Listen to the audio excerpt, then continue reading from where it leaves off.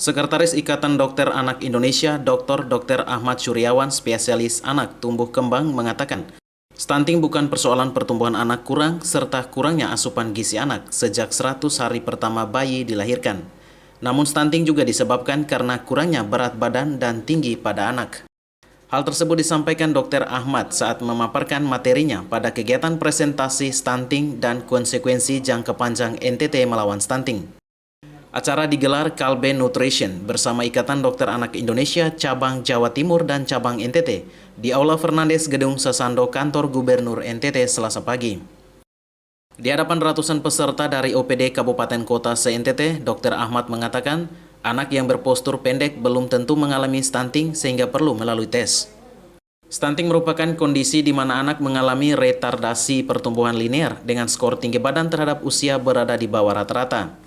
Kondisi ini disebabkan berbagai faktor kekurangan nutrisi kronis dan atau adanya infeksi kronis.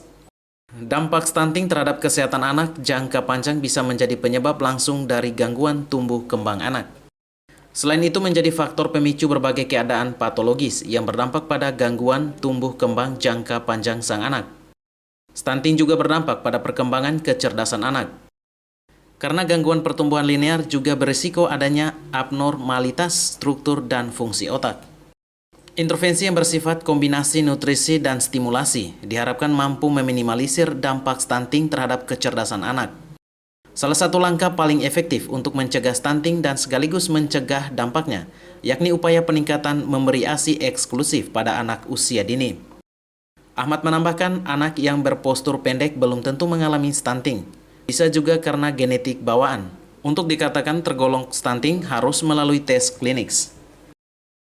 Selain kualitas hidupnya sangat baik. Ini hal-hal yang teoritis. Kalau kita ambil dari tumbuh, paling tidak untuk anak kita harus tahu tiga. Berat badan, tinggi badan, lingkar kepala. Ini jarang sekali orang tua tahu tiga-tiganya. Ya, paling sering orang tua hanya tahu berat badan, tinggi badan, belum tentu tahu. Lingkar kepala apalagi. Ya, saya ambil kalau kita bicara masalah stunting, tinggi badan. Tinggi badan ini ada satu istilah yang dinamakan perawakan pendek.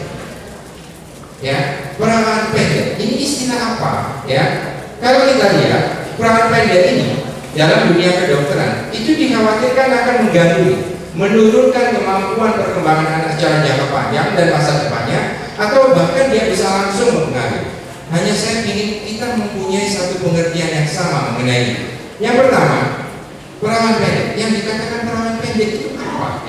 Ya, kita berharap nanti semua menggunakan satu yang namanya kurva Bell, grafik Bell, WHO growth chart. Ya, semua negara di dunia ini menggunakan ini standar. Nggak peduli lahir di Amerika, nggak peduli dia lahir di Indonesia, menggunakan ini. Nah, yang dikatakan perawakan pendek, kalau Anda lihat grafiknya, di sini ada angka 0 garis hijau, minus 2 garis merah, minus 3 garis hitam, ya. Itu adalah anak yang mempunyai tinggi badan terhadap usia berada di bawah minus 2 standar deviasi. Jadi titiknya itu ada di bawah garis merah. Itu namanya perawakan pendek, ya. Ini namanya pendek, tapi kalau di bawah minus 3 itu namanya sangat pendek kalau bahasa Indonesia. Stunting itu bukan bahasa Indonesia. Ya, jadi kita lihat ini perawakan pendek. Kalau diinggriskan perawakan pendek itu jadi short stature. Short stature ini itu di kurva WHO pendek sangat pendek, ini juga diinggriskan. Yang pendek itu akan nanti jadi stunting. Stunting, ya, yang pendek itu jadi stunting, bukan pakai ing, bukan stunting, tapi stunting itu pendek. Yang sangat pendek itu severe stunting, sangat pendek. Lalu di mana stunting? Ya, stunting adalah perawakan pendek short stature ini yang disebabkan malnutrisi dan infeksi kronis. Itulah yang dikatakan stunting. Jadi pahami Bapak Ibu, stunting pasti pendek, tapi pendek belum tentu stunting. Ya, stunting itu pasti di bawah minus 2. dari grafik WHO tadi. Tapi anak yang di bawah -2 belum tentu stunting. Baru dikatakan stunting kalau pendeknya karena malnutrisi atau infeksi kronis. Kalau bapak pendek, ibu pendek, dan anaknya pendek, jangan keburu mengatakan anak ini stunting. Karena ini bukan karena malnutrisi kronis atau infeksi kronis. Nah, itu sulitnya. Data nasional kita masih dicampur. Riskesdas 2013, stunting kita 37,9%. Itu masih campuran. Tapi tidak apa-apa.